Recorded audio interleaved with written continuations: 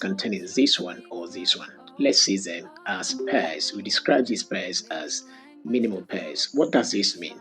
It simply means that only one sound, a change of one sound, brings about a change in the meaning of the words. For example, bed.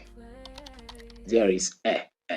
Now, if you take away the sound and then you have a, replacing it with a, the word has changed entirely. The meaning has changed just because a sound has been changed. So we use minimal pairs to see the difference we describe as oral and oral discrimination between these two sounds. Let's see them. Bed, bird, bed, bird. There is a bird on your bed.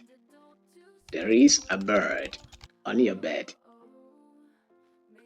10. Turn. 10. Turn. The boy tried to turn 10 times. Best. Burst. Best. Burst.